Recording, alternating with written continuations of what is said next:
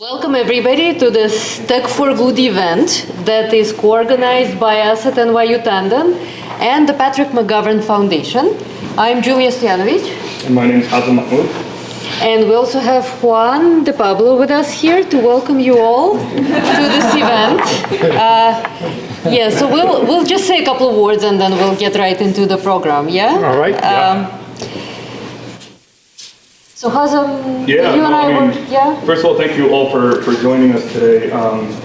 This is an event that we started planning, I would say, 3-4 weeks ago. It's crazy how quickly everything came together so quickly, but the NYU team has been amazing to work with, and so really appreciate the partnership on this. One of the driving forces behind why we're doing this event today, so I lead a team of developers and data scientists at the Patrick McGovern Foundation, and in that team, as I was growing that team, it was a challenging undertaking to try to hire engineers and data scientists that are willing to work in the nonprofit sector.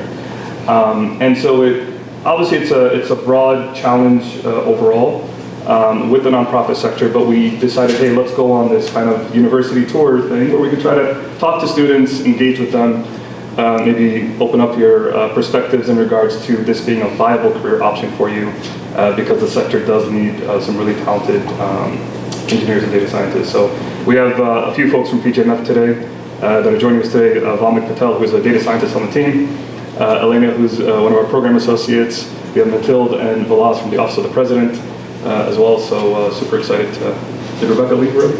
Rebecca left, okay. We had an alumni from PGMF joining us today as well. But yeah, sorry, long introduction. No, that's great. And Hazem, you and I were speaking when we were preparing for this, yes. Right? And we were saying that, I'm going to paraphrase a little bit, that there shouldn't be a tech for bad, right? All tech should be tech for good. So whether you end up going to the nonprofit sector or you work for a company or for, stay in academia, whatever technology you engage in, whatever development or testing or oversight, be a human in that conversation, right? And this is why we're so excited to be working on this event together. And things change, governments change, priorities get articulated differently, but ultimately, this space, technology, and this space, an academic institution like NYU, and also this space, which is the United States, is by design inclusive and is by design made so that we can all work together across these divides that, they will tell us they exist, but they are artificial, right? So let's look beyond the divides and work on all of this together. Yeah. Juan, you? Yeah, so I'm Juan De Pablo, very happy to be able to host you here. I think that this is an area, AI for good, that is very, very important to all of us. And please, anytime that you want to think about an event, an initiative, come to us, because it matters, and we need all of us working on this together. I think AI is an area that continues to surprise us. It's always a little bit faster than us, and always ahead of us. And we need people like everyone in this room who's thinking about how to do it right, how not to make mistakes, how to be responsible when we develop all these ideas. We saw last week that things change, priorities change, and again, more than ever, we need the people in this room to be thinking about how we do things correctly, how we are systematic, how we do things for the betterment of humanity. So I couldn't be happier to have you here. I look forward to the conversation this afternoon and to getting to know you. Welcome to NYU. Okay, so we'll dive right into the program, right? First, we will have a panel. So maybe, Shelton, you can come up as well. This is a 30-minute segment.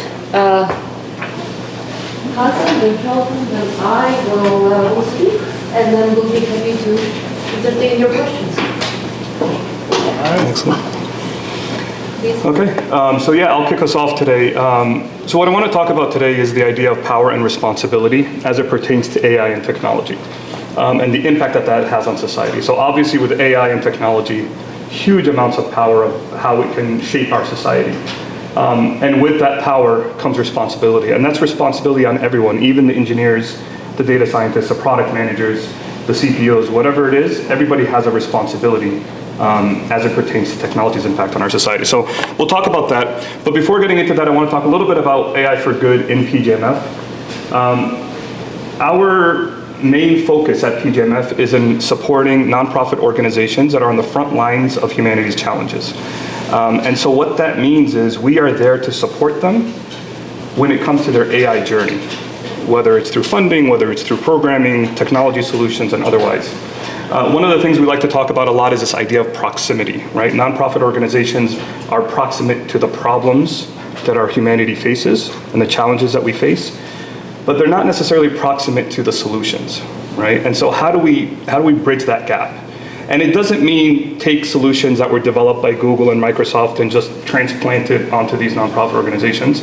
It means bring the nonprofit organizations to the table, right? The ones that understand the problems that they're facing, and allowing them to design, co-design, and co-develop, right? And this is something that is a challenge today, right? And think of it also like when you think about the healthcare system or medical technology, right?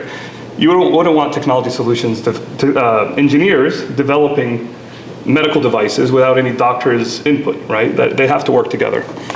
So I'm going to give you a little bit of examples of some of the partners that we have at PGMF that have done some amazing work when it comes to AI and technology, just to kind of show you the potential of what can happen here.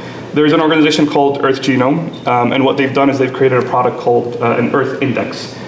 Think of it as a spatial pattern recognition solution that allows other organizations to be able to look at satellite data imagery, look for patterns, and then search for those patterns in the imagery, right? So it allows for things like identifying illegal mining in the rainforest, illegal airstrips, greenhouse emissions, and so on. So very exciting use case, one of our partners at PGMF. This is another one called Safe Water Optimization Tool. This is actually based out of York University. Valmik and I did some consultation with them on a technical level. But what they do is they work with refugee camps when it comes to safe water preparation for refugees at these camps. And how do you put in the right amount of chlorine level into that water so that it's safe and it's drinkable. The current standard today is that it's a one-size-fits-all. So every week you put this much chlorine and hope it works well for everyone. Yeah. As we know, obviously that's probably not the best thing. Temperature variations or where the water is sourced from, all these can have an impact on it. So the folks at the refugee camps, they upload data to this platform, and then it uses AI to then predict the chlorine levels that you need to put in on a weekly basis to keep the water safe. The last one I'll talk about is Next Leaf Analytics. They use AI and technology when it comes to real-time monitoring and alerting of medical devices. So you think about transporting vaccines in remote areas, right, where you need to like put it on in a remote fridge and take it to one neighborhood to another, one village to another. How do you make sure that the temperature stays consistent so that the potency of the vaccine is effective, right? Other things like NICU incubators and making sure that they're operational, they have power, all that kind of stuff. So the idea of remote monitoring of medical equipment, they collect all that data through IoT devices, and then they provide alerting and analytics and predictive analytics on top of that to support the healthcare workers. So these are just 3 examples of some of the partners that we deal with at PGMF. We also, like I mentioned, have a team that develop products internally within PGMF, and then we actually deploy these products to the space. And so when we first started this team, we thought a lot about what does it mean to develop responsible and safe AI products, right? What are those principles that we want to use to drive our work forward and to kind of guide us in the right direction? So these are kind of the principles that we've come up with, and these are things that I think as engineers or data scientists to be, or whatever the case may be, these are the kind of things you need to think about, right? What does it mean to have a responsible AI product? What happens if that product gets taken over by someone else and misused, right? So how do you make sure that it's appropriately used? Transparency is a big one, right? So what technology are we using, we need to make sure that that's transparent to our end users. How we collect the data, they have to be aware of that as well. Bias mitigation, all AI models have some form of bias in it. Now we could try to minimize it, but we also have to build guardrails around it, right? To make sure that we are protecting our users from these AI models when it comes to any kind of type of bias or hallucination and so on. Idea integration, so how do you make sure you bring in diverse voices, right, and diverse users so that you can get their input during training of these models, right, during development, during the deployment. And that obviously feeds into, equity and accessibility as well. So building accessibility into your product as well. Human in the loop becomes important because we want to make sure that these AI models obviously don't produce accurate results all the time. You always need to make sure that there's somebody there to validate what's coming out of these models. And so on. So there's a lot there, and we can unpack more. And sorry, I'm speaking really fast because we have to get through 2 more presentations here and then open time for Q&A. We've developed 2 products so far at PGMF, one called Journal Pilot and one called Grant Guardian. We just released Grant Guardian last week. Again, these are AI-based products, but Grant Guardian specifically is focused on the financial due diligence that foundations and grant makers have to do when they're assessing grants from nonprofit organizations. Today, it's kind of a messy process. They use spreadsheets, they copy paste numbers all over the place. So we've kind of streamlined that and created a tool for foundations to use that in a responsible and safe way, of course, as much as we can. I'd love to talk more about these. If anyone's interested, we could talk about it. I want to talk a little bit now about our responsibilities. It kind of wraps up what I'm trying to get to here. So whether we decide on, in our career paths, whether we want to go and work for a nonprofit organization or a for-profit company, at the end of the day, we all have a responsibility to make sure that whatever we're typing in those keyboards and the output that we're producing, right, that it's going to have a positive impact, or at the very least shouldn't harm people, right? And that is a huge undertaking, but it's something that we're all responsible for. We need to understand and recognize that technology shapes our society. It remolds our society. It changes how we spend our time. It changes how we have relationships with one another. It changes our values. And because of that, that's a huge responsibility on all of us. When we're developing technology products, we need to understand and recognize that. It's not something that we should just take lightly.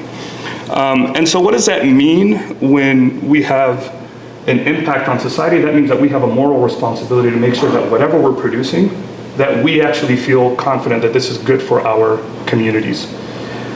One of the things that really bothers me right now is that the fact that an engineer, if they're faced with a moral conundrum today, they have typically 2 paths. Either 1, just put your head down and continue coding, or 2, you get the infamous title of a whistleblower, right? Which could damage your career and if not your life, and we've seen that in numerous examples. And that's unacceptable. That's unacceptable. As a society, we can't allow that to be the only 2 options that engineers have when they're faced with a moral issue. But we can, and that's something we need to work on, and there's a lot we can talk about there. But as engineers or as data scientists, we need to take responsibility for that as well, as much as we can. What does that mean? Number 1, it means educating yourself. Take courses on ethics and privacy and diversity and inclusion and so on. I believe NYU requires all students, first-year students, to take a course on ethics, I believe, engineering students. This is for the undergraduates. The undergraduates, okay, excellent, that's awesome. I know University of Chicago does that as well, but that's not enough. You need to do more. There's a lot of courses out there on that. Educate yourself so that when you actually bring up these concerns in whatever product team you're working with in the future, that you have something that you can build off of, right? Contribute to open source development of tools that protect users and communities, things like bias detection toolkits, accessibility tools. Vomit contributed to a bias detection toolkit. If you're interested to learn more about that, talk to him. But also ask questions and be involved in the design and make recommendations, right? Just don't accept this, oh, he or she or they are just an engineer. No, that's not, you have a say in how these things are developed, right? So make sure to speak out, make recommendations, and it's easier than you think. If you go to your product manager and say, hey, we need accessibility features in this product, that's a library that you can just plug in now. You're not developing this stuff from scratch anymore, right? We have the technology to do this and do it easily. And then look for small wins. We're not going to change the entire culture of an organization or a company, but we can do it in a very small way. We could make incremental changes. And so look for those changes and take advantage of those. Last slide here. This is just a listing of all different job boards in the social impact space. So feel free to take a picture and we can make this available to everyone as well. The one you really want to focus on is in the bottom right. But that one, we actually just launched our third cohort of the associate program, the third cohort for that. And I think we're hiring for a comms, a people and culture, and a project management associate. You could speak to Elena right here. She's in our second cohort who can talk to you more about that program and how amazing it is. If none of those apply to you, please still share it with your friends and your networks. Yeah. So that's it. Thank you.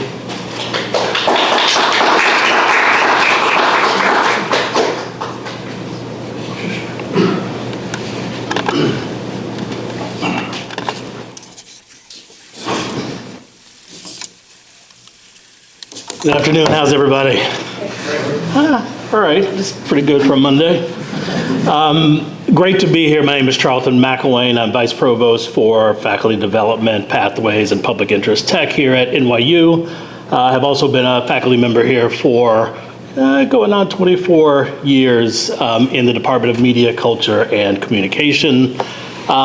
So want to talk to you a little bit about why you're here today, and also thank the McGovern Foundation and a lot of the work that they have done to really champion this kind of work in the public for many years, and funding and helping to connect a lot of the organizations that I try to spend my time with these days, some of which are listed here.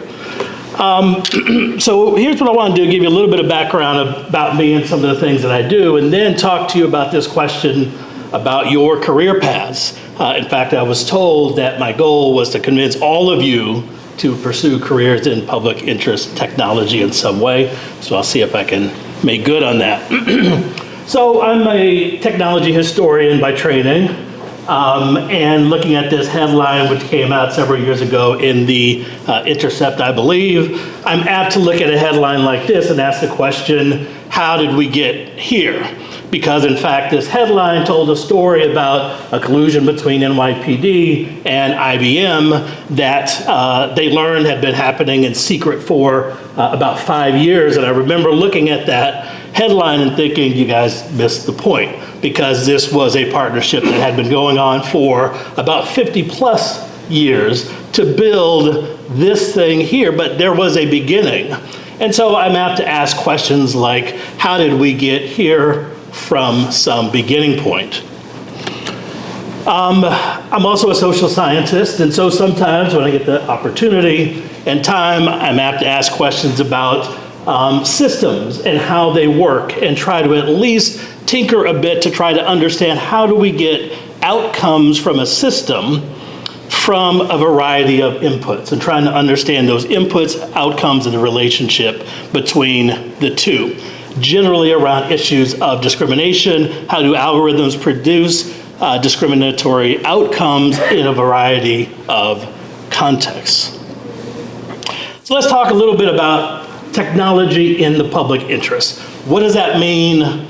Why should we think about it? And how do we go about it? And that's where I want to spend the last couple of minutes that I have. Anybody know who's on the screen here? Anyone see Killers of the Flower Moon, the movie? All right, this is Chief Standing Bear, current chief of the Osage Nation out near Tulsa, Oklahoma.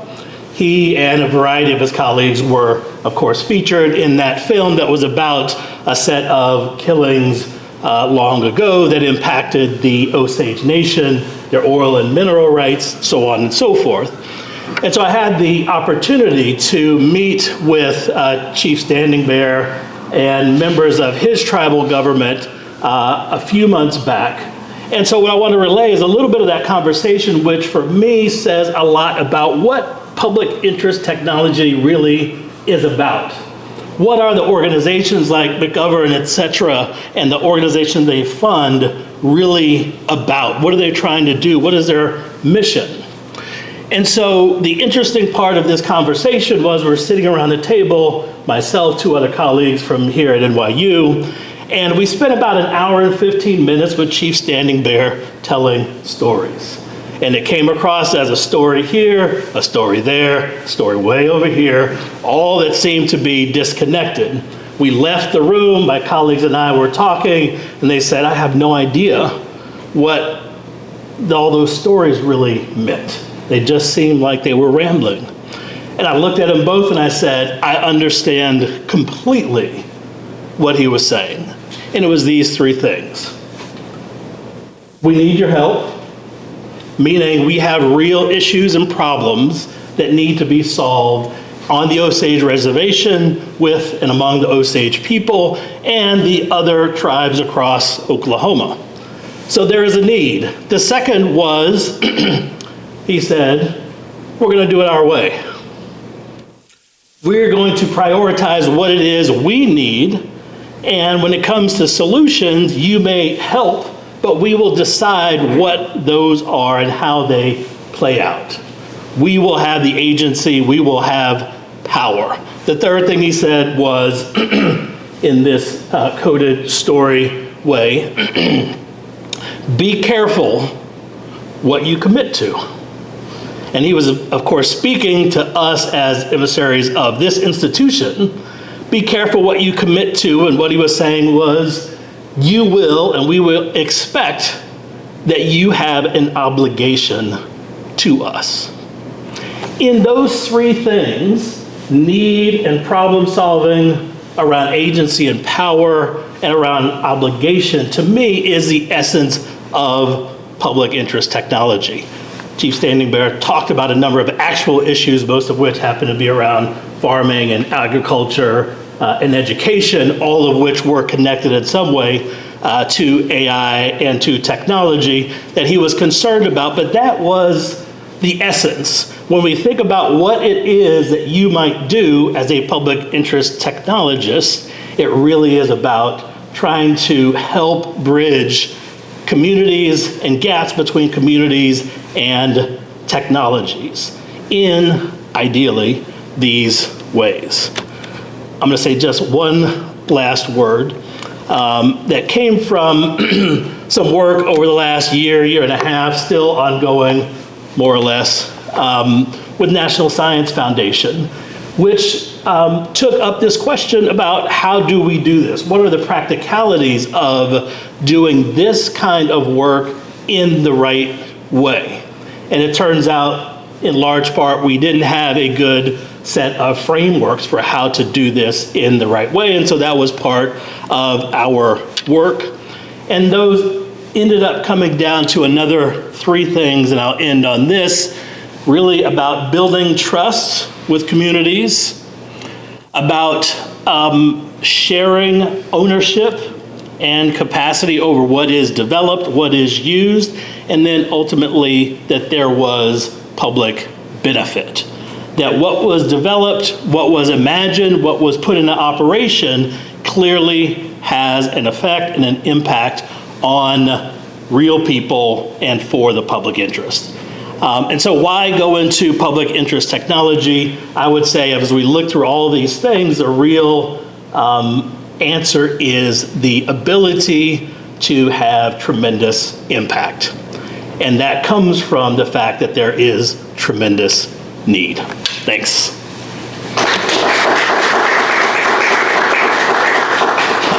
Thank you, Trent. Thank you very much, Ralton. Tough act to follow, as always. This, yeah? Mm-hmm. All right. So I'm the last person, and I want to make sure that we leave time for questions. So my short presentation is about making responsible AI synonymous with AI, because we don't want to live in a world in which there is, AI that we do somehow, and then AI that we do responsibly. And we have to agree that we all are doing AI in some way these days. And I resisted this for a long time, but if you can beat them, join them, right? Well, anything you do with data and technology is called AI these days. So this is just very briefly my affiliations at NYU. I'm a computer scientist by training and by practice. I used to be a database administrator before coming back to graduate school. So I'm a real techie, I'm a real engineer, right? And at this point, I'm speaking with you as somebody who also is affiliated with the Center for Data Science at NYU, and I also direct a center called the Center for Responsible AI. And so this is the affiliation that I'm highlighting here because this is actually the most relevant to the conversation today. The Center for Responsible AI aims to make responsible AI and AI synonymous. And we do this through a combination of basic and applied research at the socio-technical frontier of where AI touches society. We do a lot of education and training work, as well as public literacy work. And we also participate in various legal and regulatory exercises.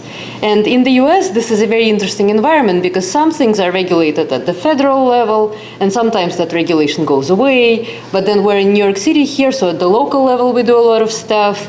And then there's also a lot of an opportunity to do things internationally, right? So as a technologist, you can really participate in these conversations about what the right thing to do is, because lawyers, legal folks, regulators, they need our expertise, and they really want to talk to us. And Emily is nodding vigorously. She's also a faculty member here and at the Center for Responsible AI, and has been involved in a lot of these conversations as well. We work with lots and lots of people. The National Science Foundation has been the biggest supporter of our work, and I hope that that funding persists through this administration. So I'm going to have to define things, seeing how I'm a professor, right? So what's AI? Well, I say that it's a system in which algorithms use data to take actions or make decisions on our behalf, or help us, humans, act or make decisions, right? And so there are lots of AI systems that fit this definition and that we have built and that work really well. For example, smart vacuums work really well. How do we know? You leave it in a room, you come back, the room is clean. You can check, right? Or a smart light can also work well. It can save you the need to get up from the couch to turn on or off the light, right? It works, it saves you energy.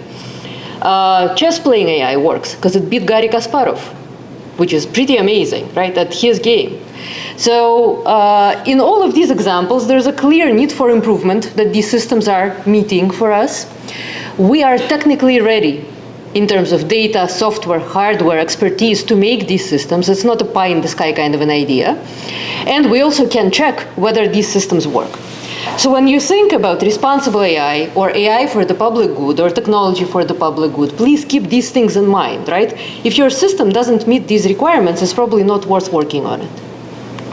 And then there is another requirement that I want to bring up, and this is decision maker readiness. So here I'm showing you a system that generates, fills in the blanks in MRI images. So you can go into an MRI machine, spend a lot less time in it than you usually would. It would scan you quickly, let the next patient enter, right, increasing throughput. And then this MRI scan is processed by an AI to fill in some of the missing parts, and you end up with a so-called fast MRI that has been shown to be diagnostically interchangeable in many cases with traditional MRI. And this is amazing because it saves cost, it helps claustrophobic patients deal with it for a little bit less time, right? The only way that we can put these systems into safe use is if we have a clinician who is looking at these scans and is able to understand which part is real, which part is synthetic.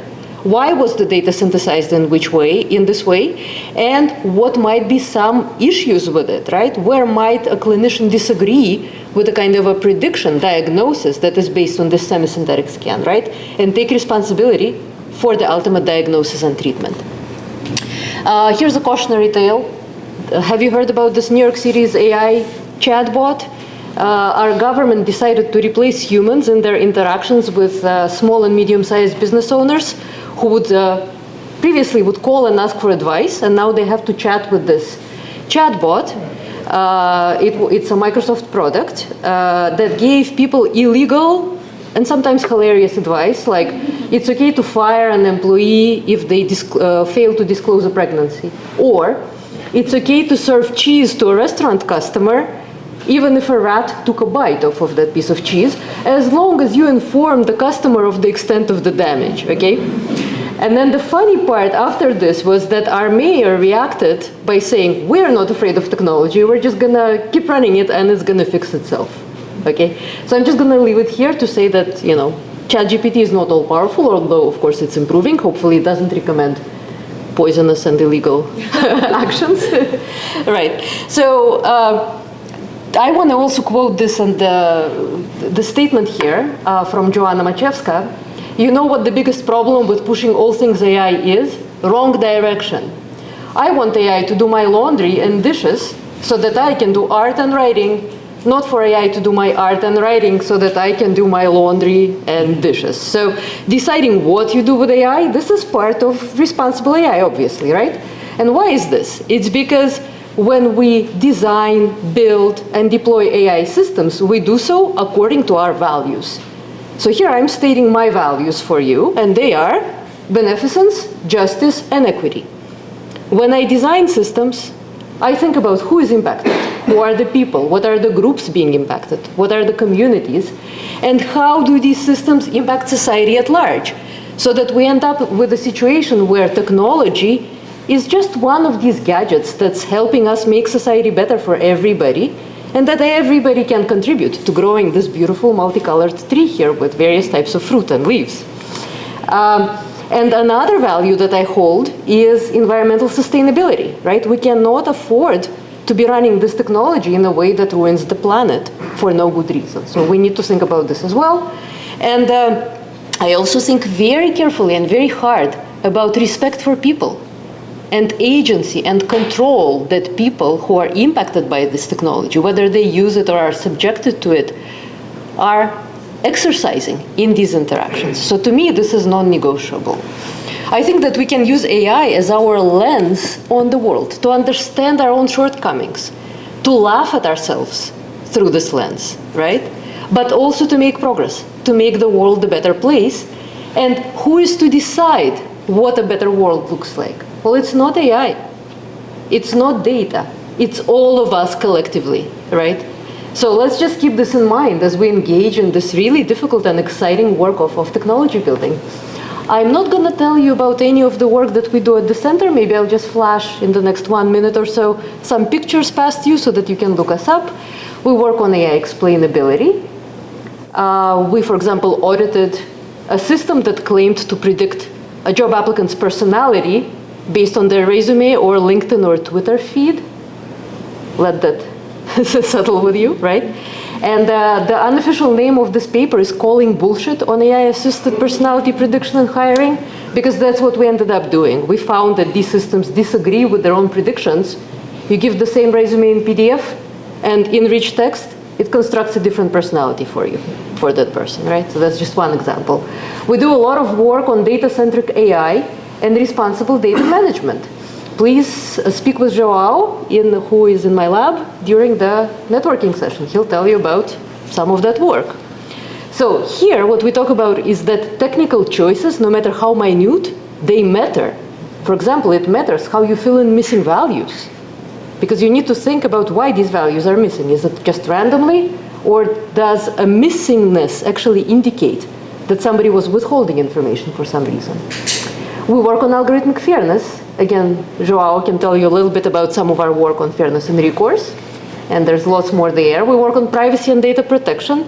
My student Lucas Rosenblatt is going to be there also to tell you about some of the work where we evaluate how good privacy-preserving synthetic data is for particular types of tasks. And we do a lot of education and training. So here's just a couple of things. I teach a course, and Emily teaches a course at NYU called Responsible Data Science. It's going to come to Tandon also next year. It will be called Introduction to Responsible AI. Please take that course. It gives you a technical introduction to some of these topics, as well as a socio-technical grounding. This is our public education course, where AI taking control of technology that we've been teaching at libraries. We have a digital short that I wish I had time to show to you that reinforces this thought about agency and control called Alice in Algorithmia.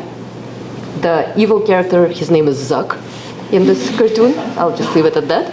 And we have comics in English, Spanish, and now also in Ukrainian that are a kind of a public literacy device that you can download for free online and read them. And we also do work in accessible education, making AI education accessible across a range of abilities and levels of expertise. And do some education research. Policy I won't talk about. There's a lot going on in the policy space. So please talk to me if this is of interest. And governance. And the punchline is that we have a lot of power, individually and collectively. We get to decide what the world looks like and how technology impacts this world. So this is my optimistic little conclusion here.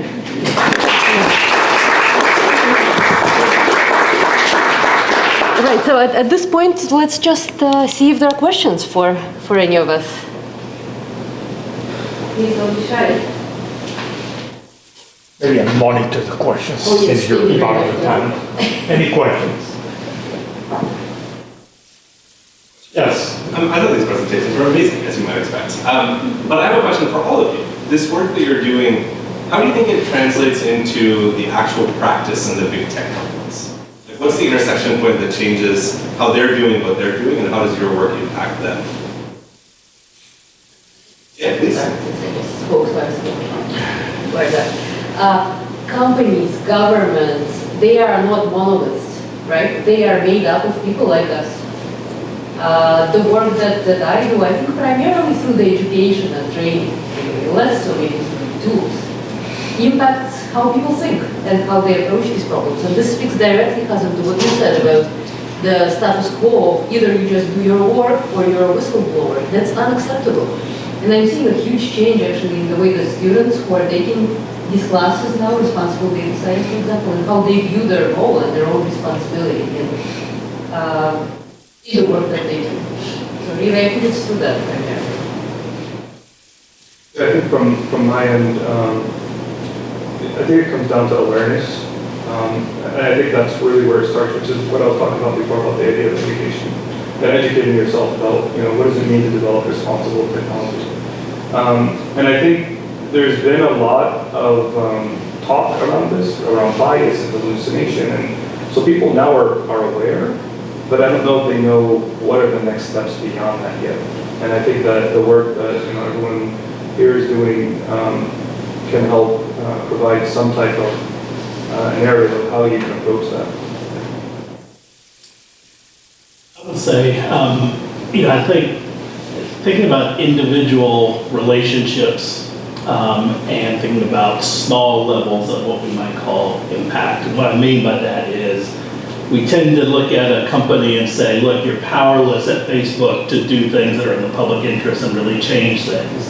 And that might be so if we're looking at an entire company. But as Julia mentioned, there's likely a team at that company or a group of individuals who has this interest. And so being willing to sit down and think through a problem over a series of months, to be on panels and things like that. So I think it's having those kinds of relationships with folks that are working at corporations who have the same values, interests in mind, and being willing to do that sort of tedious work in some respects to really have some kind of input or impact, I should say. I was thinking about what you said, and how difficult it must be to recruit people, given what you can do in industry. Other programs where perhaps tuition or subsidized by the government or by public interest group, if you then go work for some time for NGOs or for government or for, does that exist in this field or not? I mean, there are a number of fellowship opportunities that exist that kind of support like new graduates or students looking into kind of getting into the field as it pertains to that. We have, like I mentioned earlier, this associate cohort, which the whole intent of it is to expose, early career individuals that are looking to kind of get into this space so that they can better understand what is the impact that they can have as it pertains to public interest technology and so on. And so those are the ones that come to mind for me, but I don't know if others in the audience have any other thoughts around that or any other handles. It's also public service law has pretty limited in scope, but I think it's if you work at a public service institution for, I think it's a long time, like 10 years, all your student loans are forgiven. Is that a federal thing? Yeah. 10 years? 10 years.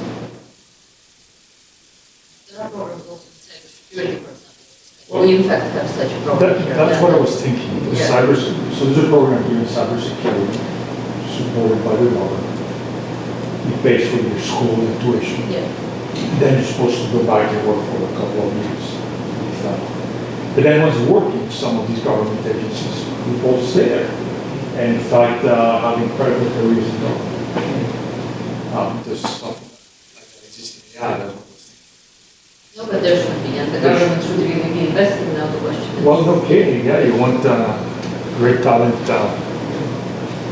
And there has been a few, I know some of the outgoing administration, the White House had some new initiatives that were right about this. Let's recruit folks who are technologists to come in, work in agencies, work along folks with subject matter expertise. And then the goal was essentially getting more technologists into government. Maybe you'll go back and do what you've always been doing, but maybe for a few, you'll stick around in the agency or so forth. So I think we have yet to see what might become of those programs, which are fairly.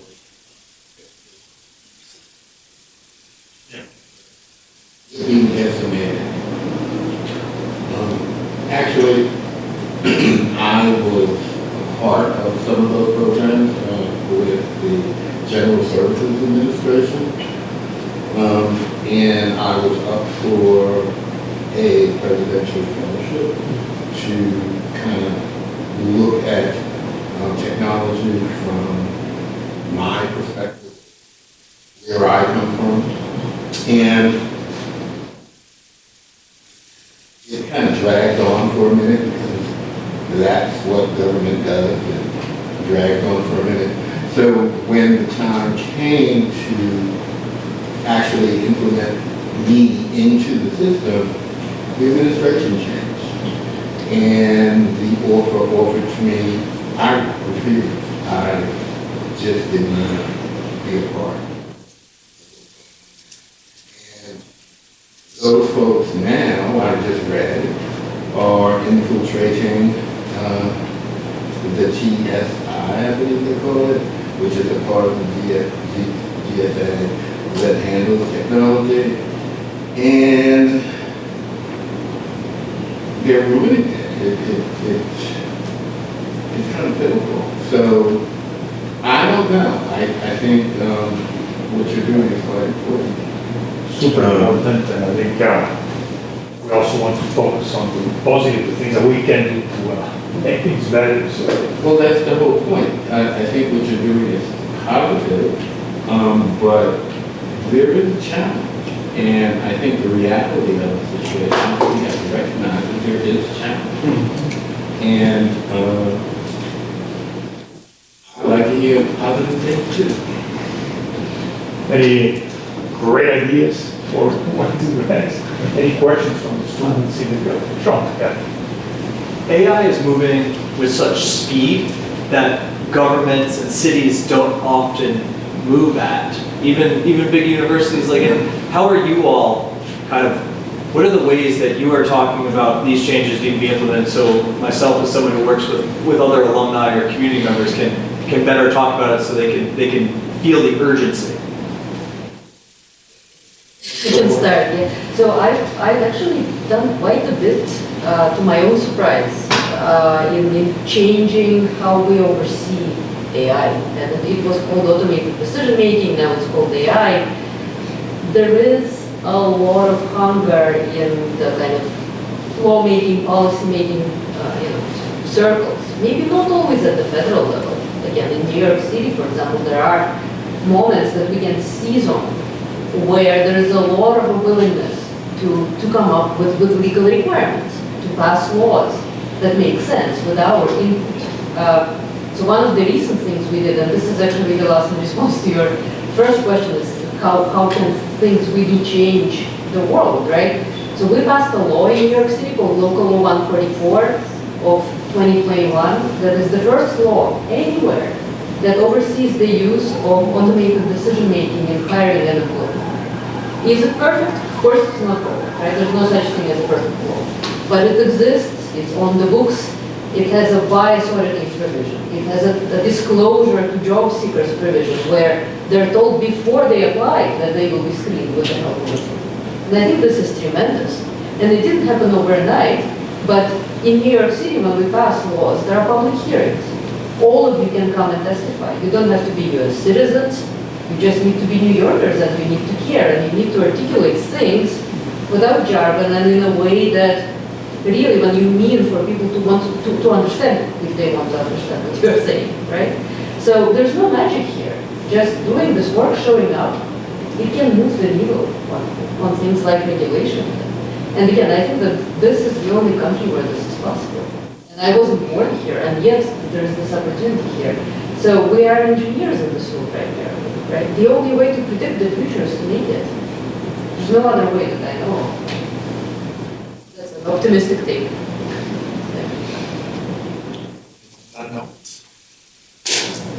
Oh, yeah. Hi, thank you so much for the talk. It's really interesting. I'm a student from NYU Abu Dhabi, and there I work at a teachers training center. And there has been this constant push for teachers to implement AI in classrooms and in the syllabus, of course. But we've been facing a lot of backlash because even though AI is growing super fast, we're still stuck in the ideology that is just another form of cheating for students. I'm not really familiarized with the Center for Responsible AI. I've been here for 2 weeks.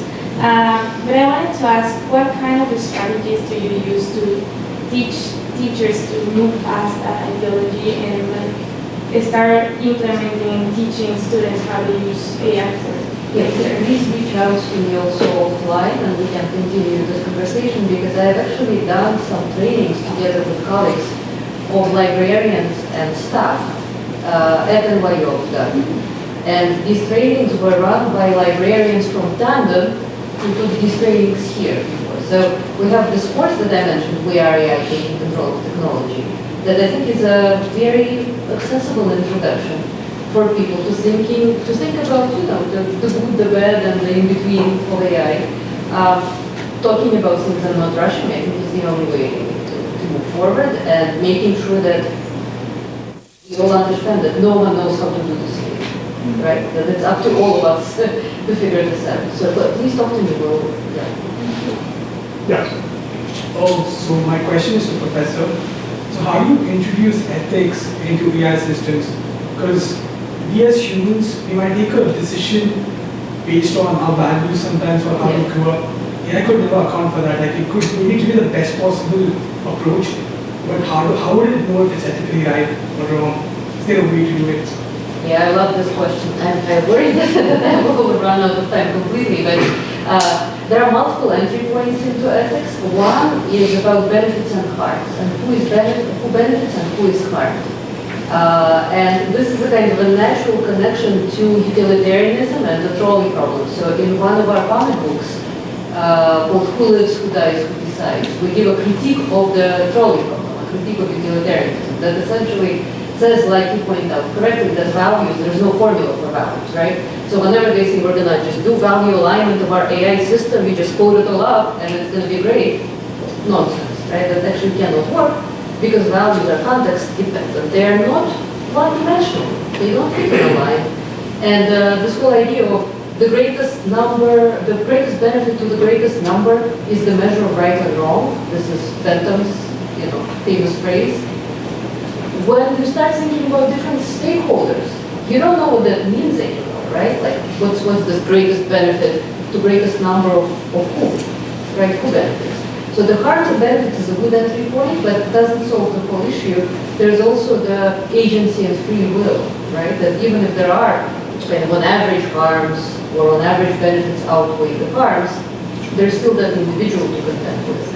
And this is essentially this disconnect or the tension between consequentialism and deontology, kind of these two approaches to ethics that exhibit directly in the AI conversation. It's a really fascinating topic. So I'm happy to talk offline about this as well. Do you have anything to add relative to this? No, I would say take your class.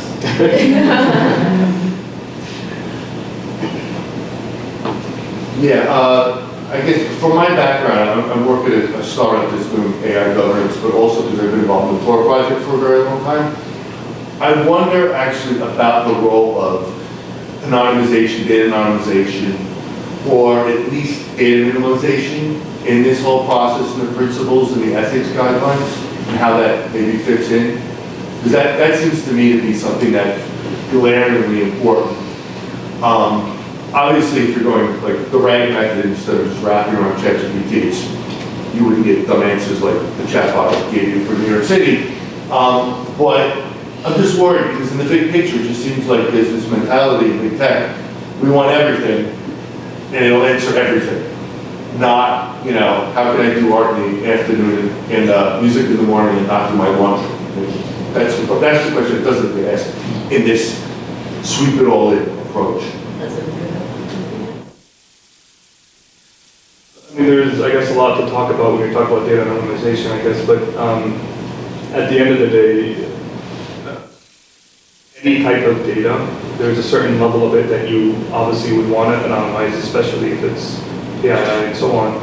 But I think it's very use case specific, so I don't know if there's something that I can say that would be very meaningful as a response to that. Just to give you an example, like the product that we just launched, Grant Guardian, it's all based off of publicly available data primarily, right? And so from that perspective, we're not anonymizing data, right? But when it comes to things like the user accounts, when people create their username, password, whatever, and personal information, that stuff, So, but yeah, so I don't know if there's an answer I could give you that can kind of embody all of that, but Charlton, I don't know if you have more. Yeah, I would just add the challenge of context and changing context, right? So I remember back several years ago when I was doing a lot of work with Twitter and protest movements and so forth, and there's a moment where you want to be seen if you're a part of that data. So you want to be visible, maybe even hyper visible, and then there comes a time when you may want to not be seen. Right, when law enforcement comes and starts to be looking and be part of that. So I think just an added dimension of the challenge of a back and forth, and it's not a all or nothing, do we anonymize or make visible. It's about changing context, circumstances, all of which make it difficult to develop a system using massive amounts of data and say, we'll be able to deal with these kinds of challenges. Wonderful. Let's wrap here. So that concludes the panel. And now we will have two lightning talks. One is from Valmik Patel from JMF. All right. Hi, everyone. I'm Valmik. Thank you so much for having me here. I'm going to use a little bit of help while talking because I love to ramble on, and I know we are running short on time. The reason why I'm here, like one of the biggest reason is because I was in your shoes 5-6 years ago at grad school with what seemed like a million possibilities in front of me, and I had zero idea what I wanted to do with my life. Still kind of don't, but I've made some progress at least. So a little bit about me. I've had a bit of a long, winding career journey. I've done multiple things. I did my undergrad in mechanical engineering in India many years ago. And throughout my journey, I've ended right now at BJMF working as a data scientist. And I just wanted to share my journey, give you a sense of what it's like actually working in the social good space for a technologist, and hopefully inspire some of you to take a similar leap as me. So just quickly, once I was done with my undergrad, I kicked off my career working for a fast-paced startup in like a non-technical role. It was a great learning experience, didn't really enjoy it that much. I wanted to do something more technical. So that's when I moved to New York to do a master's in data science. And I have throughout grad school, I did a bunch of different internships, but the most notable one was probably at United Nations, and that's where it sort of clicked for me for the first time, just about how important data and technology can be when it comes to making social impact. Although there were some things that I did not like, which I'll talk about in a bit. So after I finished my grad school, I've explored like a lot of different things. I worked a bunch of different places. I worked at a privacy tech company. I worked at Weber Shandwick, which is one of the biggest sort of PR and marketing institutions in the world. It's mostly doing natural language processing for them. Worked at a couple of fintech startups, again, creating machine learning algorithms for them. And eventually I ended up at Patrick J. McGovern Foundation, where I have been for the last year and a half. Now, you might be wondering, like, sounds pretty normal. Why are you sharing your journey? Why am I so passionate about the work I do? So before I started here, honestly, I was a bit skeptical of working in this sector after my experience as United Nations.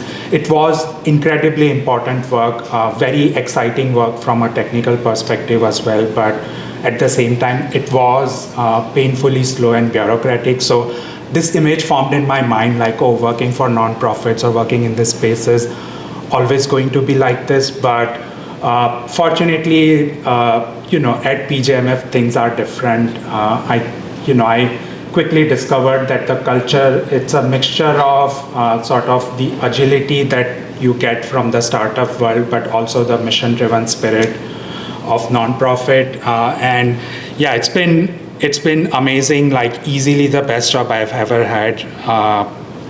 And I think the best thing is I get to work on new ideas all the time, create prototypes. We iterate super quickly, and then I also get to see the impact of my work in real time, which does not happen that often at other places.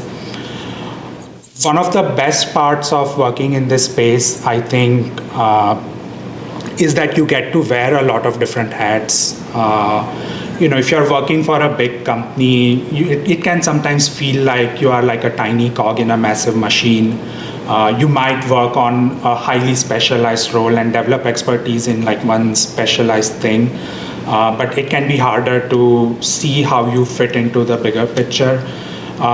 Whereas at working in nonprofits and working in public sector, you kind of have to, public interest sector, you kind of have to wear different hats and cover, because these highly specialized teams sometimes don't exist, so you have to cover a lot of different areas. At PJMF, over the last year and a half, I've worked on things like front-end web development, infrastructure design, back-end coding, and even high-level tech strategy. And all of this stuff is in addition to the actual data science and machine learning AI work that's my normal job and that I'm supposed to do day by day. So it's been an incredible way of expanding my skill set, and I don't think I could have done this in any other place had I just stuck to working at a big company. There's also, I don't know how to describe it, but there's like this unique energy that you get working in this space. Throughout my work at PJMF, of course, I have a lot of incredible, very talented colleagues, and I've met a lot of different people from nonprofits, from other foundations. And one thing that I found is there in common between all of those people is that they are very passionate about what they do. They are very passionate about helping people.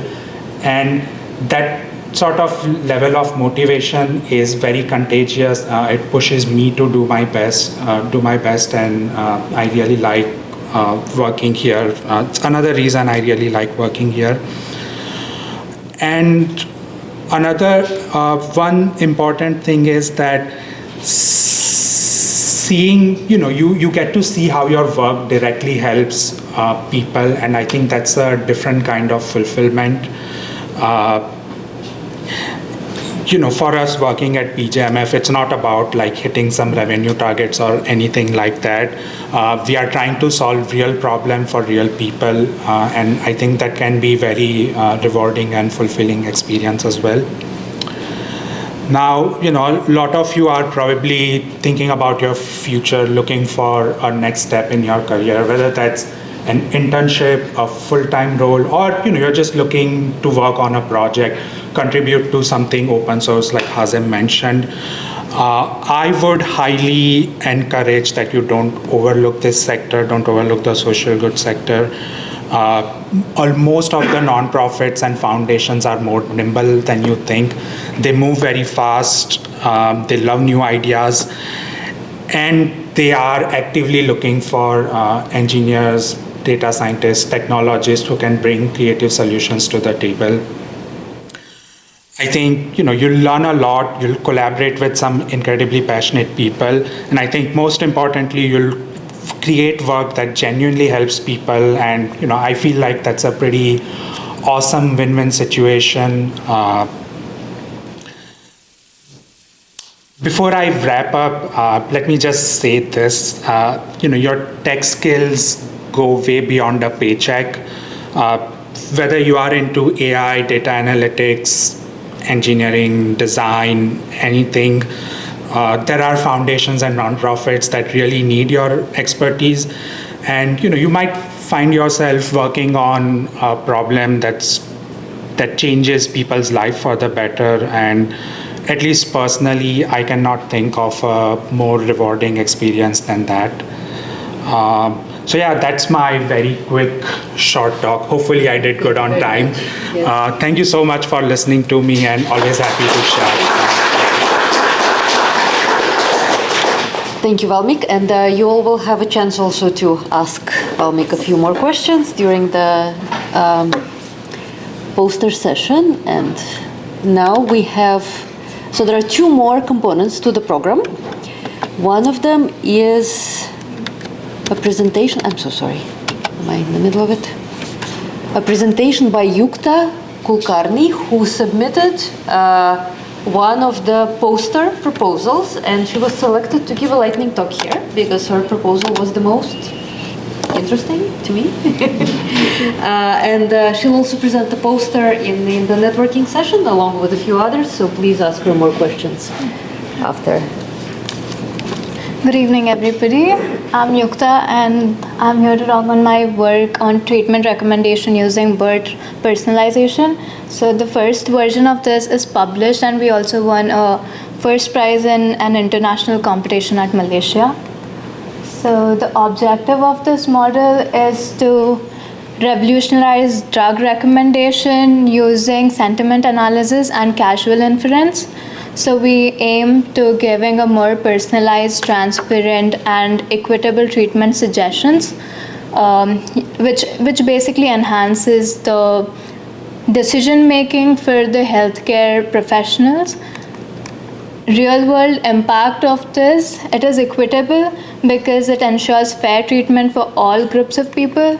It is ethical because it provides transparent recommendation and reviews. And it is sustainable because it minimizes healthcare waste and it reduces ineffective prescriptions. So the applications are at hospitals and clinics, pharmaceutical companies, telemedicine and online platforms, and public health organizations. So the model overview, we called our model PharmaBERT. It basically inputted the reviews or feedback from the people, and it was trained using a BERT model, and after that the sentiments were classified and given an output in the form of recommended and do not recommend. The output here for the drug, like you can see for the drug methadone, it shows the different types of health issues that could be cured using that drug, and it also produces a heat map which shows whether it's recommended or not recommended based on the individual review that is inputted. Following the previous work, I'm trying to enhance it using causal LLMs. So along with the BERT model, we are inputting causal inference, so it gives us an explainable output. It shows us the model drug interactions. Like here in the output, you see the patient condition is hypertension. It shows us the current drug, lisinopril, and then after sentiment analysis, it says do not recommend. So it performs causal inference, gives us a causal effect estimate, and then it creates a causal graph relation. In the graph, you can see that lisinopril gives side effects and thus the negative outcome. So the other drug that says Losartan gives effective control and positive outcome. Thus, it recommends an alternative drug that is losartan.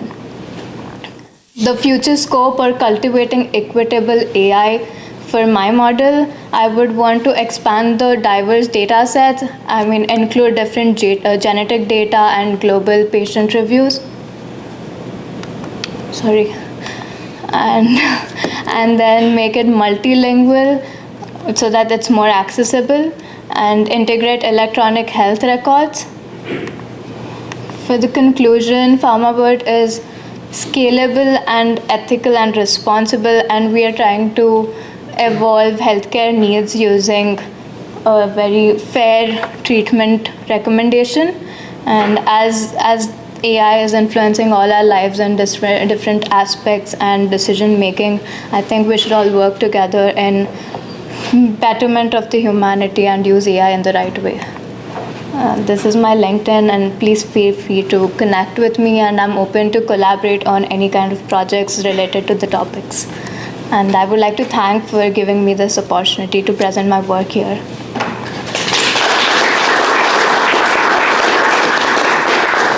Thank you very much. Thank you so much. President Dar and Executive Dean DiPablo, if you guys want to come up, we will begin our conversation.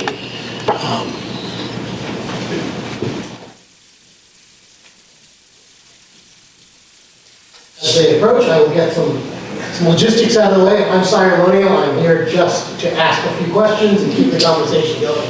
While I don't think that will be necessary, I also urge you to please read the bios of all presenters today. These are the giants of the shoulders that you're going to be standing on to protect the future and to create a better future. So please, I urge all of you to take that time and energy. Let's jump in. Let's just jump right in. Executive Dean DiPablo, President Dar, thank you both for being here. We've got 30 minutes. I think we can go a little bit longer if we need to, but I think what we want to do is answer a few questions. I think we want to create some new questions so we can elicit some responses and have the next generation sort of respond to those questions. So let me jump right in. The world is changing at a rapid pace. We talked about this a little bit already. Much of that speed has been based on what feels to the public like a very rapid evolution of artificial intelligence. Just to get us going, is that public perception actually true? Is AI evolving extremely rapidly, or has this been a long process of development and achieving new capabilities, and it's just visible to us now? Please. Your guest. Oh, you're Well, thank you for that question. I want to get to it. I also just want to say how excited I am to be here at NYU. I'm an alum. I think it is an incredible institution. I followed Julia Stoyanovic's work for years now, and I think you are a leader in the field.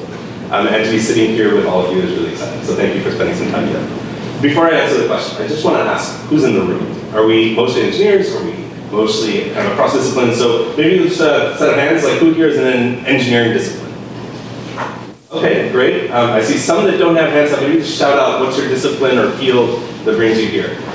Any historians, anthropologists? Okay, there we go. Policy folks? What else? Shout it out. Okay, all right, policy it is.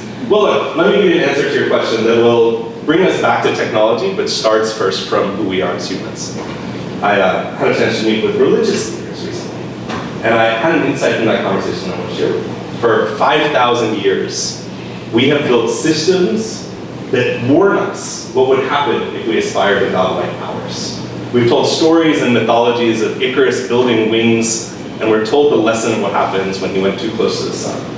We have entire philosophies and fields of theory about making sure that we don't aspire to too much. And then somehow, in a period of 40 or 50 or 60 years, however you want to define it, we went from being parts of our physical world and trying to figure out how we make widgets fit together, to now aspiring to something greater, to building tools that actually expand what it means to be human, our ability to control our environment, our ability to think about and conceptualize ways of intersecting with the world that even 100 years ago would have seen as purely fictional. This is the way we should think about the pace of change. Not just what's changing in AI, what does the next model let us do, what are the number of parameters, but rather what it means to be human. If we have such incredible power that is maybe just right on the horizon, what are we going to do with it? And are we going to be led into that future by what we create technologically, or by what we aspire to become as humanity and bend the technology to our will? Now, that's a really big, high-level frame, but I wanted to make sure that we start any conversation about AI, not merely with lines of code, or model weights, or how big these parameter sets can get, but why do we do any of this? What do we aspire to? When I see the values that have been put forward here today, beneficence, dignity, justice, equity, let's make sure those are starting with the conversation. Yeah, I think what you said is very, very interesting, and it resonates with what I was about to say. Just as a preamble to my responses, several years ago, 10 years ago, when Obama was still president. Was it 10 years ago? There, about 10 years ago. He launched something called the Materials Genome Vision.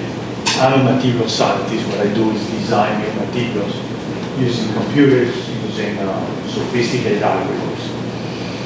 And I was called in to actually chair aspects of that initiative, write a report, etc. And my answer to that was, this is nonsense. This is never going to work. You cannot replace all the good with that. That's a report I wrote. You can find it in these volumes, etc. 3 years later, they came back and they asked again, how happened? The report was still a little bit negative, but not that much. 3 years later, they asked me again.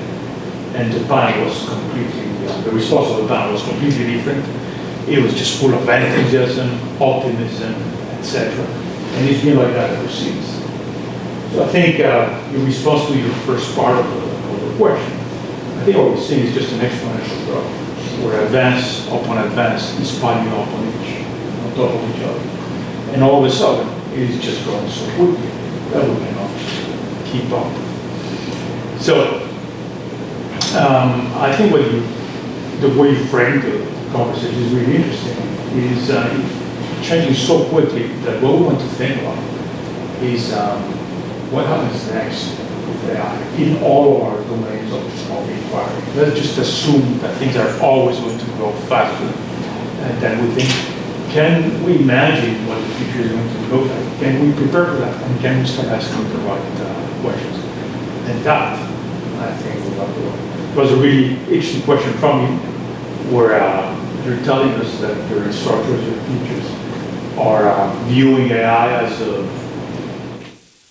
tool for cheating, or I don't know, even posing better. And I agree with you completely. Instead of thinking, how do we change everything? How do we teach better? How do we, we're thinking about the ways in which AI is going to hurt. Yeah, please. I was joking with Juan earlier. I wasn't always the best of students. And one of the things I love to tell students is, look, if you're smart enough to figure out how to cheat using ChatGPT, good for you. Here's what I mean by that. Not, push back on systems and don't do what you're not supposed to. Follow your moral code of ethics. But recognize there's something fundamentally changing about the construct of how we learn. And if the system is not able to adapt quickly enough, then really you also own some agency and ownership to say, if I can come up with a way to use these tools in ways that advance my understanding and my learning, if I can figure out a way to square that with the expectations of the contract that I have between myself and my professor, myself and other students, then bring those innovations forward. And let's talk about them transparently in the classroom. Let's actually see how we can make our classrooms better spaces, because we as engineers are smart enough to know how to use these tools, to maybe say there's a better way forward. It won't make you your professor's favorite student, I promise you that. But maybe over time that actually lets us build benefit for everyone. So let's take a little deeper look into sort of AI more specifically, but the concepts around it, we talked about this a little bit earlier, guardrails, right? And creating guardrails. And how do we ensure that responsible and equitable AI are not seen as impediments to progress, but instead are enhancing it for the future, for the challenges and making sure that at our baseline, we are doing what you said at the beginning, that we are looking at those words that we were talking about before, benevolence, equity, inclusion. I think the first thing that you do in terms of setting guardrails is to make sure that we understand the technology. And I think right now, most of us, and many of the people who are responsible for coming up with the right policies do not understand the technology very well. Again, coming back to your example of the students, I think what you see are sometimes fighting people, creating all these restrictions because they don't understand the power of the technology. The moment that you educate them, things change. So that would be number one, making sure that everybody's up to speed on what's possible, making sure that we have forums, mechanisms to educate. Secondly, I think that we need to demonstrate the importance of having those guardrails in place. We need to show what happens when you don't, and we need to make sure that they're implemented in a manner that is easily accessible, that is collaborative, that is cooperative, and that convinces people that if you do it this way, your product is going to be a lot better.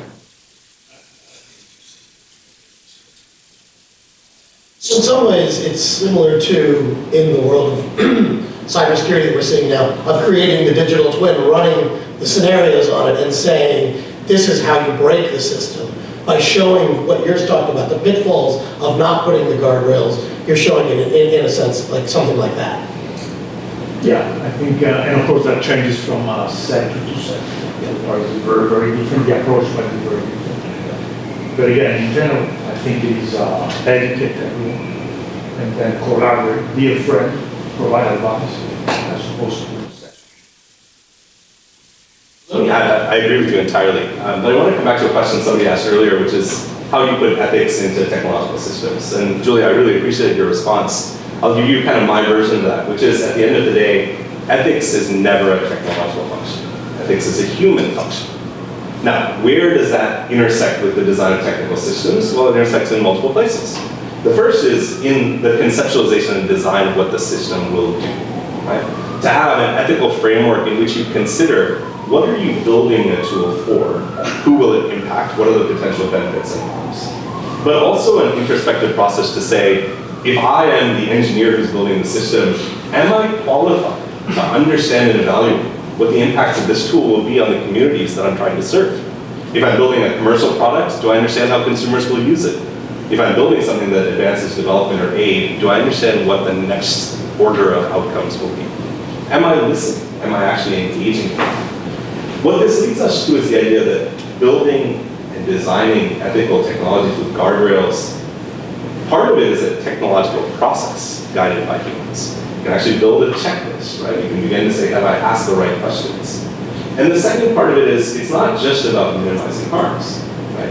There's not merely reacting to the possibilities that might do something bad. But guardrails is a proactive process to say, if I'm going to commit my life to being an expert in a particular kind of technological function, how am I going to ensure that my time, my energy, my mental power is used to only build the tools that advance my view of what an ethical world looks like? And that when I'm faced with a trade-off that says you can either do A or B, what's my decision-making rubric as an engineer to say what will I prioritize? This is something that I think in pedagogy is changing. That I'm hopeful that many of you who are engineers in this room have had a course on ethics and the design of technological systems. If not, it's something you should be advocating for. And it's something that should become a part of your technical practice.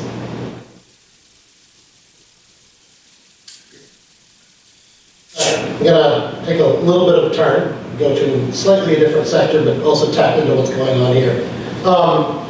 We've talked about the proliferation and the increase of energy use that goes in with AI systems and its production, which is in some ways antithetical to sustainability goals that many of us in this room actually believe in. On the other hand, DeepSeek seems to suggest that there are more energy efficient ways to approach development. How do we approach innovation in a way that supports the scale of the needs while taking into account the environmental impacts? I think we are going to be looking at this more and more as we move forward.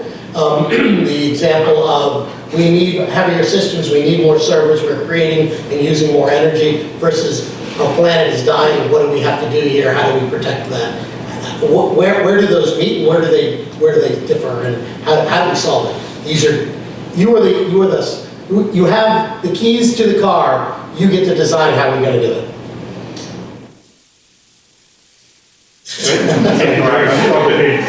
I'll tell you a story first. Several years ago, at the university on which I was on an advisory board, and I won't tell you which one it was. Somebody decided that the computers were getting so fast, so much better, that we would not need more computers. We're going to need fewer and smaller rooms and less cooling because that problem had been solved. Of course, that didn't happen. That person was relieved of their functions. What happens, right, when you have a tool that is as powerful as AI or computers is that they're cheaper. You buy more. You do more with it. It's just advances of technology. So what's going to happen now? If we found a way of actually training LLMs with fewer computers, we're going to have bigger LLMs. We're going to have more people doing it. The computing use is just going to increase. I think we're going to see savings in energy because our chip designs, etc., will change. They can be more efficient. But eventually, consumption of energy will continue to increase. So where does this end? Well, this ends when energy becomes so expensive that you need to really think about what you're doing with it. And the problems that it creates, of course, is that who has access to the money, to that energy, to be able to train the model, and that's where we have a problem. We want to make sure that it is in the hands of the academia, universities, not-for-profits, and the way we're going, I'm not sure that's going to happen. Already at the university, it is impossible to actually acquire all of the computers that we need to be competitive with the private sector.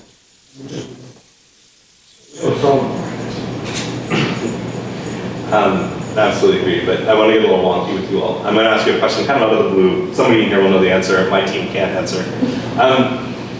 We used to use the term supercomputers. You know, we don't use that term so much anymore, right? High performance compute. If you forgot about AI for a second, forgot that it existed, and I asked you of all the supercomputing that exists in the world today, what do we use it for? What do you all think? What is the vast majority of no professors, no faculty, maybe some students, what do we use supercompute for in the world today? Go ahead. My undergrad university, there's one, they use it for research. For example, some physics students will load some program in there, and some quantum physics simulations will be rendered via that. Quantum physics is a great one, like a lot of scientific simulation. But other thoughts? We're going to come to you in a second, Julie. Anybody else want to venture a guess? Like, what is commercial? What's that? Tracking. Tracking? What do you mean? Data mining users. Okay, all right, yeah. All right. What's that? Or pornography. Supercomputers? Yeah. You generate synthetic images and videos and all. Julia knows something I don't know. Academic centers and governments supercompute those massive multi-million-dollar systems. The vast majority, do you know the answer? Yeah. Please. No, please. So I think it depends on which supercomputer, climate models, okay, there you go. Supercomputer calculations. Exactly. So most of the supercomputing in the world today that's held in these big institutions is used commercially to predict the weather.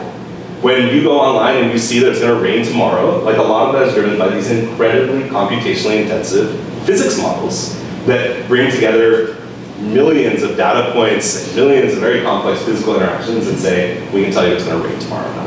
Okay, that's the starting point. This is hundreds of millions, billions of dollars in infrastructure that sucks massive amounts of electricity, is primarily in places you've never heard of, some of it in national labs, often in nondescript buildings. Okay. The reason I tell you this is because we've spent 60 plus years building these models, spent billions of dollars on it.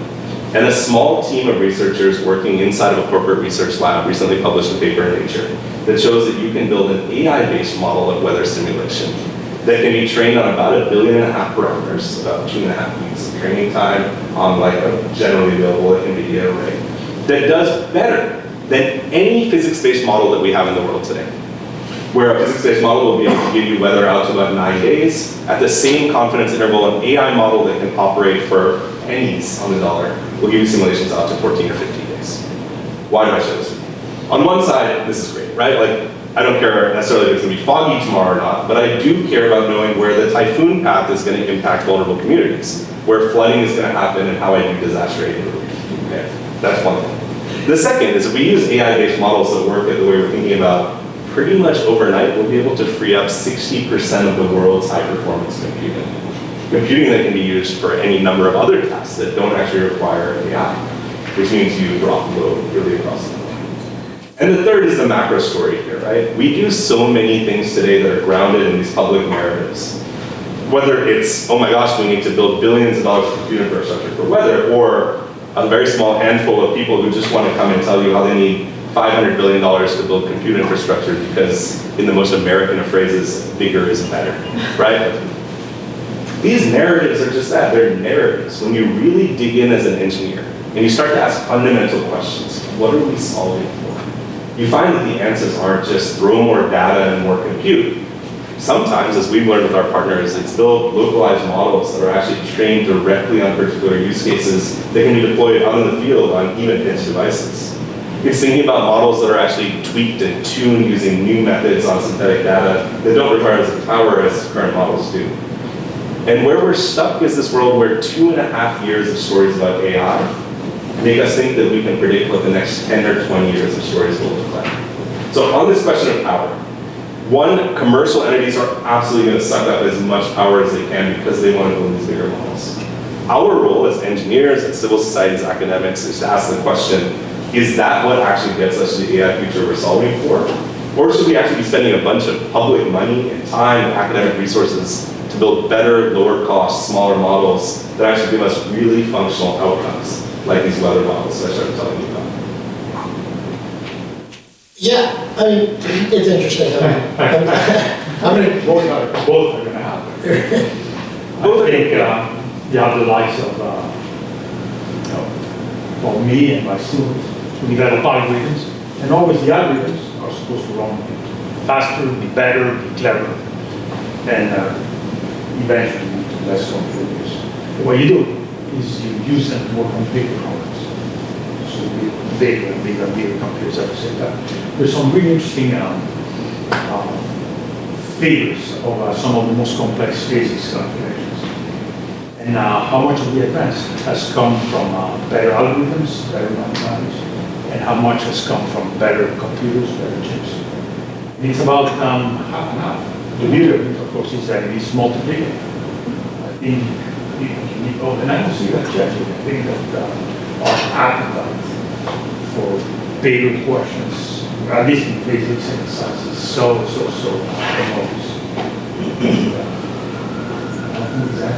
So I'll agree with you, but I'll also say this, and this is good because it's no fun if everybody on the panel agrees on everything. So like a little bit of constructive friction. One of the things that I often wonder about is constructive, exactly. Is we already have incredible abilities in the models that we have built to do some really incredible things out in the world that would make hundreds of millions of lives better. And one of these questions that we all have to think about as engineers, as policymakers, is how do we allocate resources? Do we continue to allocate resources to say, keep pushing the emergent frontier out? Or something that we advocate for at PJMF, let's also allocate some resources to build the infrastructure so we can translate technological innovation that we've already created into real impacts on people's lives.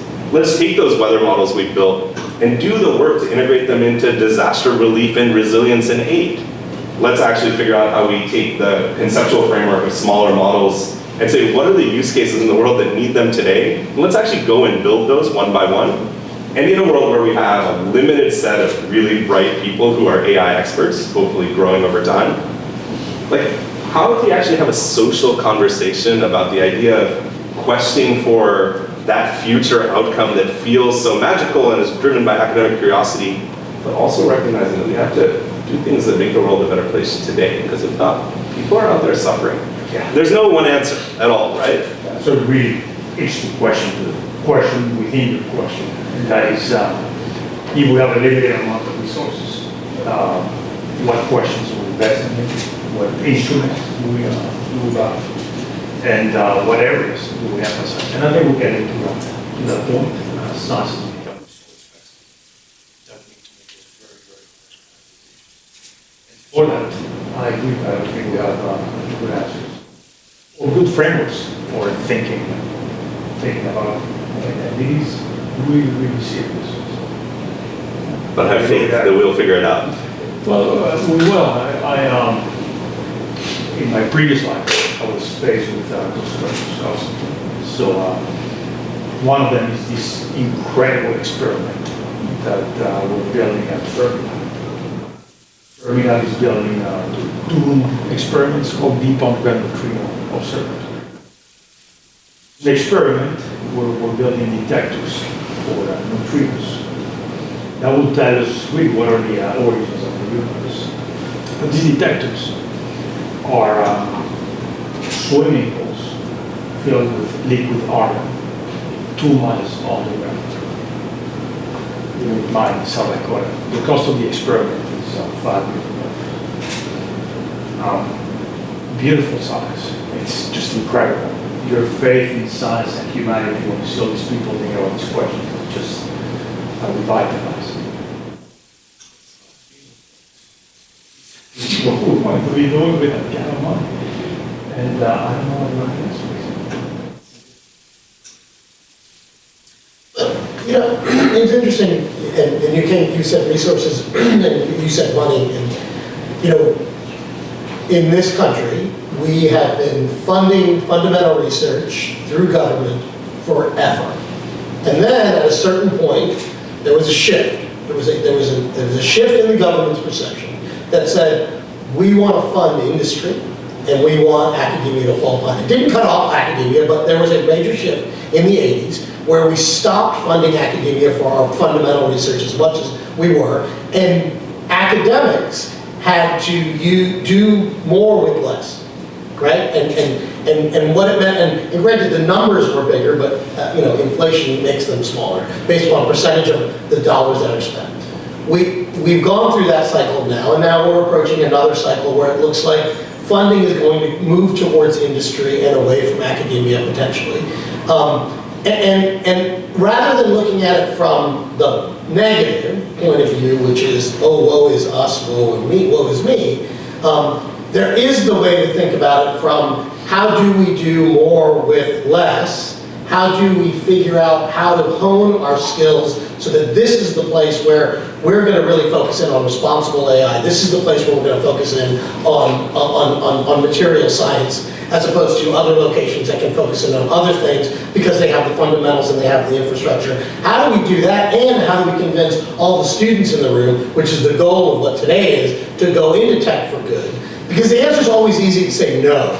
It's hard. I could make more money if I work over here. I could do this over here. Why do I want to do that? It's easy to say no. But the answer is, how do we, as leaders, as the two of you as leaders, say, it may look dark, but it's okay, and here's the reason why. What was the question? Well, let me say a couple of things maybe as you think about it. Or please. It's your turn. I think you've identified a trend, and it's something that we pay a lot of attention to. Do we have any economics majors in the room? Okay. There is a shift that has happened, and you've identified it, where research funding goes. But I think there's a story underneath that that's just as important. When corporates or the private sector does research and development, what we found is an increasing shift towards dollars going to development. That is research that's focused on commercial application, right? How do we make money on this? It's not a broad-based narrative. There are, of course, amazing research initiatives that are happening in some of the corporate labs. But often, the incentives and the motivations are quite different. There is a role for academia that is one of the most powerful roles in our entire system, right? Which is to do that research that's necessary to be done for its own sake. The experiments that I find so compelling, billions of dollars going into foundational questions about the start of our universe, that I don't really see corporates deciding to throw money into. So, on one question, I hate to come back to this theme, but you hear it as a common narrative. This is a question about who we aspire to be as a society and where we put our priorities. And then there's a second, much more practical part of that, which is if you're a student thinking about where you want to spend your time, I think you get to ask questions not just about, do you want to do it in the private sector or in the public sector? I think that's no longer a relevant question.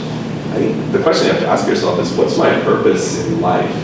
how do I take these amazing skills that I've developed and built and nurtured in my time inside of academic institutions, and wherever I go, how do I make sure that I follow a moral compass, that I advocate for the right kind of development, that I build the solutions that actually make the world a better place?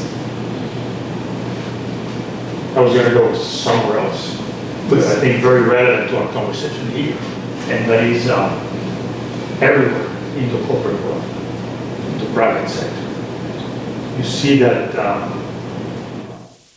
jobs are being reduced, etc., because AI is replacing. There's a pressure, right? I think leadership at these companies will just pursue that. AI can do a lot more with these many employees. I think, and I start to see that, it's starting to happen in science and academia, where there's conversations happening at the various federal agencies. We're thinking, do we really need to be doing all of that by hand? Or can we actually focus in these areas, automate the science, and do it more efficiently? And that worries me. That's something that's very, very important. Again, we get to decide, but we need to be vocal about this. I'm going to open it up to the audience, if you guys are okay with that.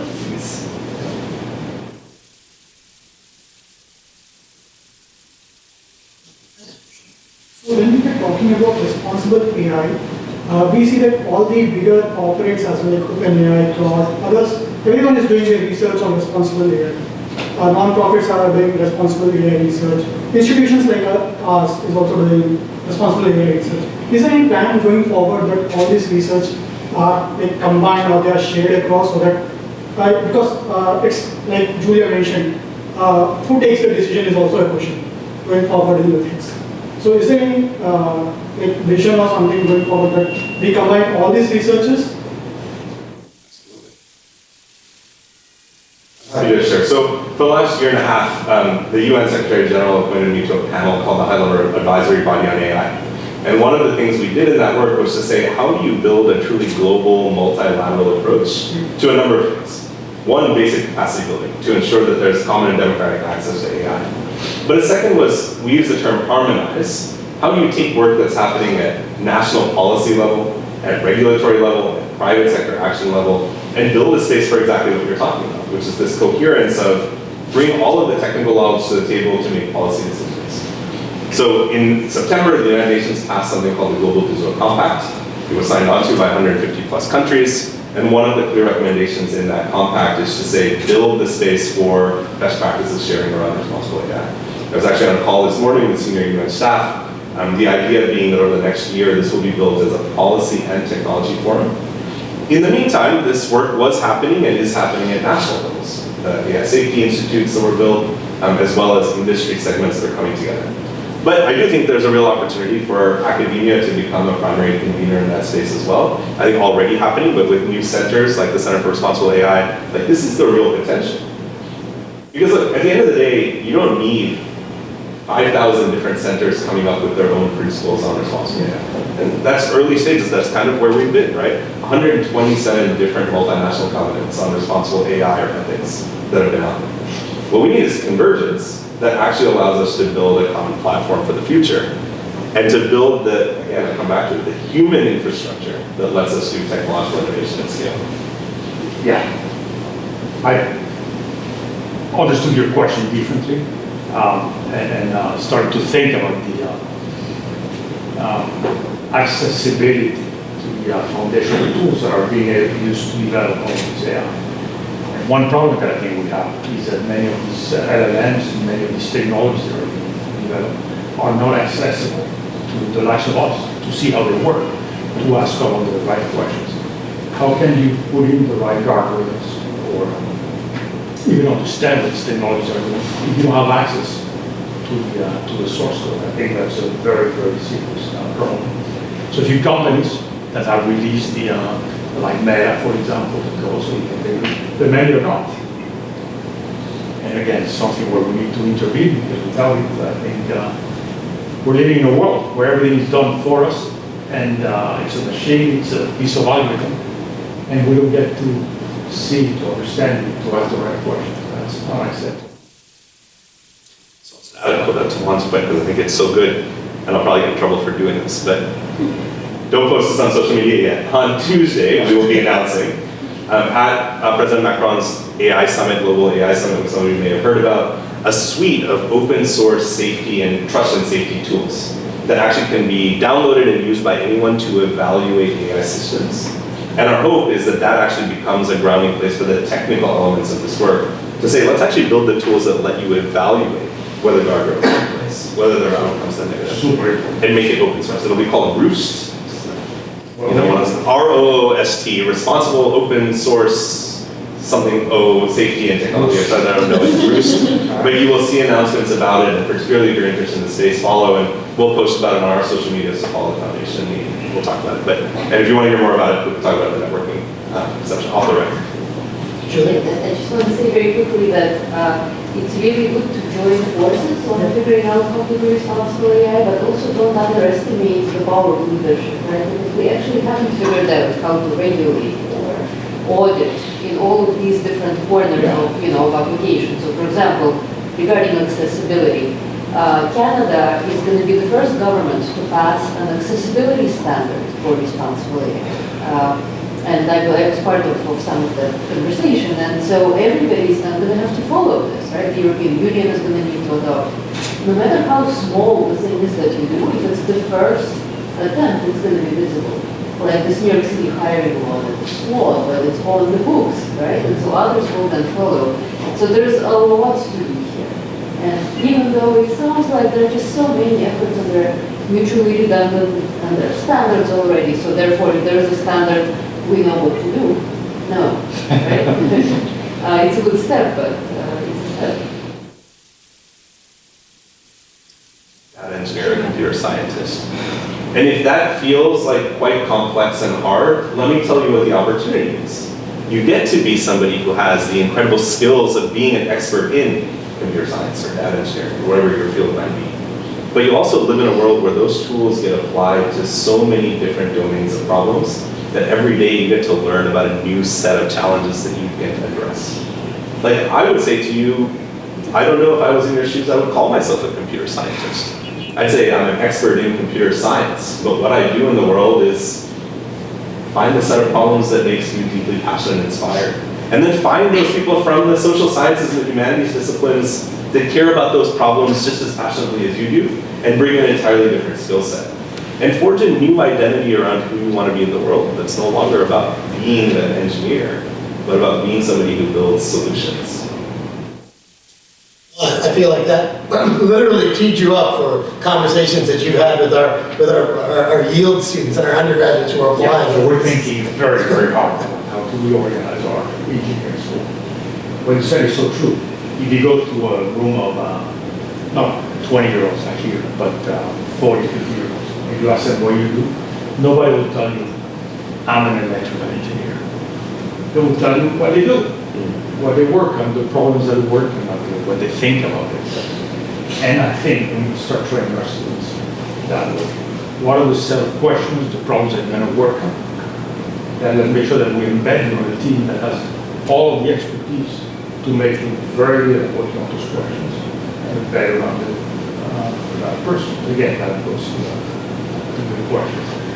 And if you look at NYU and how the school is organized, they're very resourceful.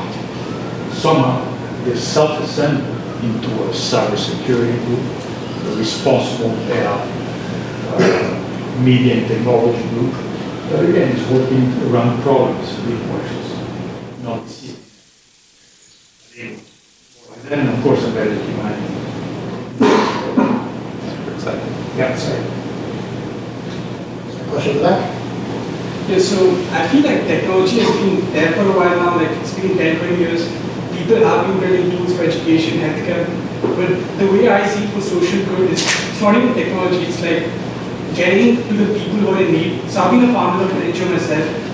So I feel this is more of a logistical issue, so you could be building the best tech out there, but if the people who need it don't get it, there's no point of it. So how do you approach that or like solve the logistical issue?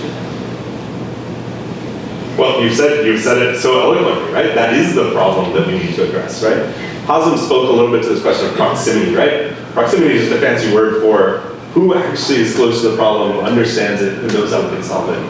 And then proximity to the solution set, the things that we can bring to actually do it. This is the challenge. Like, there are many, many nonprofits in the world that I think know the challenges that communities face better than any faraway policymaker. The question is, how do we surge the technological resources to them to actually allow them to apply them to solve those problems? It's what you heard Balmik and Hazem, Elena, and members of our data science team do all the time. It's also, I think, a reconfiguration of how we think about much broader questions like federal funding, like how we think about development aid, how we think about the questions we ask of nonprofit organizations when they say, look, and we hear this all the time, we are so stuck in reacting to the moment that we don't know that we have the capacity to build out the long-term infrastructure. And to be very honest with you, it's not fair of us to ask these small sets of organizations to do this. What we might need is new societal infrastructure. This is going to take us on a tangent. I'll be very quick. We have a 15-second version of this. But just envision a world in which you graduate from a premier institution like this one, and you don't have to make a choice that says, should I go to big tech, or should I go to something that's purpose-oriented where I have to take a lower compensation? What if we actually had institutions, banks of engineering capacity and science and data that was oriented to say, we will support those who are most vulnerable, that were funded by public money, that were created like we built the World Bank or the IMF for these institutions 75 years ago, a new set of institutions for our future that were about bringing technology to the greatest human problems. This is not an abstraction. I'm not telling you kind of a dream. This is what we're working on. Let's go out and build this kind of capacity in the public sector and do it at massive scale. And on that note, Okay, I was just going to say, the lessons I've learned today are that we should learn from the Icaruses of the world to know what our shortfalls are, but we should always look over the next hill to make ourselves challenge. And the way that we do that best is by educating ourselves, learning to collaborate with each other, and then eventually we build a World Bank akin organization that can protect and save the world. I think if we take that with us on our journey outside, then I think we're all winners. So thank you very much. Thank you to the both of you.